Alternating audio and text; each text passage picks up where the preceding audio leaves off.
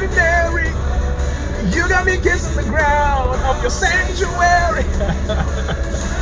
Just came across the song Ordinary by this guy, Alex Warren. And yeah, he must have been inspired by Take Me to Church, Hosea. He must have been. The song thematically, lyrically, sonically. I generally like it. Does it remind anybody else of Hosier? A little bit, yeah. That's a good point. I like it. Hosier, yeah.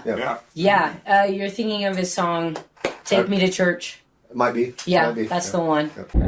It's in the same alley as Hosier's Take Me to Church. And it's a little bit more wholesome. You know, it's a song that is written to his wife about how much he loves her.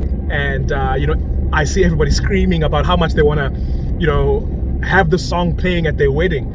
I would caution you, do not get married to this song.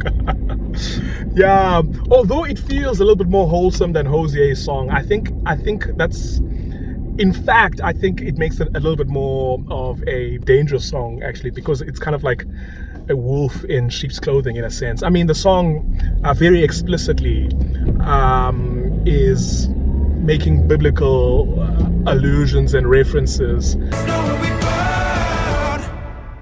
Wow. He just took us to church.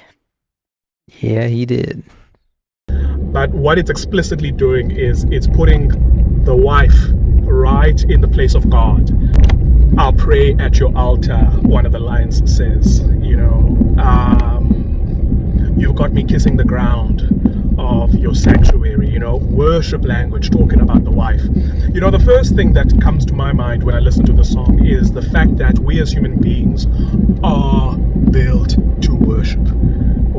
We are built to worship. And, you know, from the sound of the song, the choral nature of the song, it's a worship intending type of sound, because that's what our souls crave. Our souls crave to worship something, because we are built to worship.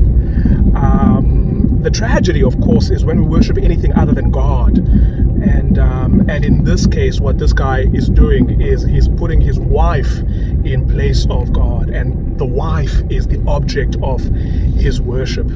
And although that might sound flattering, you know, to somebody who is being wifed, one of my lecturers at Bible college didn't like that phrase, but although this might sound flattering to a wife, it might sound like a very beautiful love song that's an expression of how deeply this guy loves her. It's actually not, it's not great that he loves her more than he loves God, and that he replaces God with her, because the fact of the matter is she can't be God to him.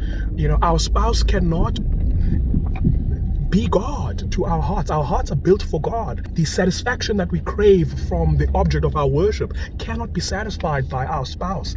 And so it's a catastrophic thing for your spouse to be placed in this God position where she is the object of your worship, because she can never truly fill God's void in one's heart. So it's tragic in this way. It's tragic to make your wife or your husband the object of your worship. It's tragic to replace God with anything.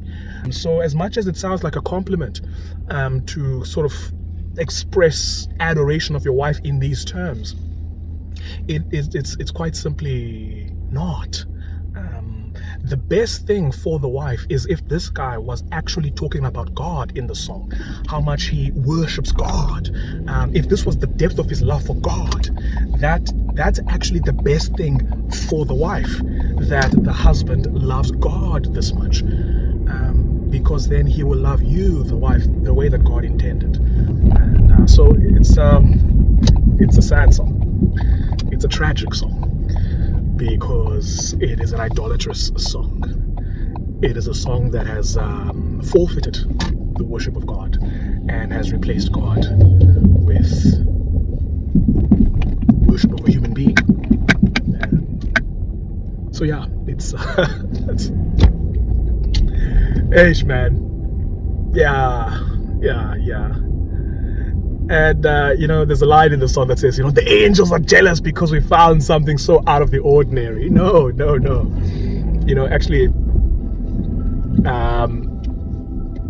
what really lights up the angels is when a sinner comes home. puts their trust in the Lord Jesus Christ and finds forgiveness and grace and mercy and comes back to a right relationship with God.